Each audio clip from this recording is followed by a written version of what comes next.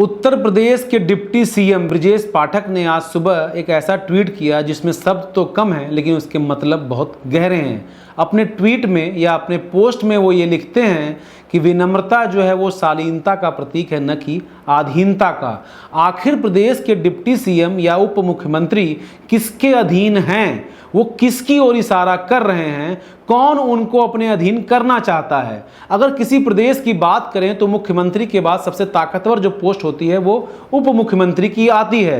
ब्रजेश पाठक उत्तर प्रदेश के उप मुख्यमंत्री हैं और उन्होंने ऐसा पोस्ट सुबह सुबह किया है, तो इसका मतलब है कि प्रदेश की राजनीति में कुछ न कुछ तो पक ही रहा है। ऐसा सुनने में आ रहा है कि ब्रजेश पाठक के अंडर में जितने अधिकारी हैं वो उनकी नहीं सुन रहे हैं, वो उनको अपने अधीन करने की कोशिश कर रहे हैं। कल्पना कीजिए कि एक प्रदेश का उप मुख्यमंत्री इतना मजबूर हो जा रहा है कि वो अपनी बात को सोशल मीडिया पर एक पोस्ट के माध्यम से सुबह 7 बजे से पहले ही कहने की कोशिश कर रहा है। अब सोचिए कि जिस प्रदेश में नौकरशाह इतने ताकतवर हो जाएं कि जनता के द्वारा चुनी हुई सरकार का उप मुख्यमंत्री इतना मजबूर हो जाए, तो जनता की स्थिति उस प्रदेश में क्या होगी? जनता जब वोट करती है तो वो अपना प्रतिनिधि चुनती है, इसलिए चुनती है कि वो उनकी आवाज बने, इसलिए नहीं चुनती कि वो अधिकारियों के नीचे दब के अपनी बात को सोशल मीडिया के माध्यम से लोगों तक पहुंचाए।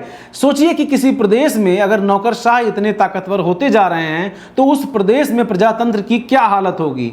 उत्तर प्रदेश के किसी भी जिले में चले जाइए, चाहे विधायक हो, चाहे सांसद हो, चाहे मंत्री जी हो, चाहे उप मुख्यमंत्री जी हो, उनसे बात कीजिए तो उनका कहना यही है कि उनकी डीएम एसपी नहीं सुनते हैं। तो आखिर डीएम एसपी किसकी सुनते हैं या किसके कहने पर वो उनकी नहीं सुन रहे हैं? ये दोनों सवाल साथ साथ बनते हैं। जनता को इन सवालों का जवाब इसी सरकार से लेना चाहिए। अगर जनता ने इस सरकार को प्रचंड बहुमत के साथ दोबारा जिताया है तो इसलिए जिताया है कि उनकी आवाज विधानसभा में गूंजे, उनकी समस्याओं का समाधान हो, नौकरशाह उनके लिए कार्यरत रहें, उनकी समस्याओं का समाधान करें। इसलिए नहीं कि नौकरशाह खुद एक समस्या बन जाएं। एक प्रचंड बहुमत से जीती हुई सरकार इसलिए ताकतवर होती है क्योंकि जनता उनके साथ खड़ी होती है, जनता की ताकत उनके साथ जुड़ी होती है। एक प्रचंड बहुमत से जीती हुई सरकार इसलिए ताकतवर कतई नहीं होती कि वहां के नौकरशाह ताकतवर हो जाएं। अगर ऐसी परिस्थिति बन रही है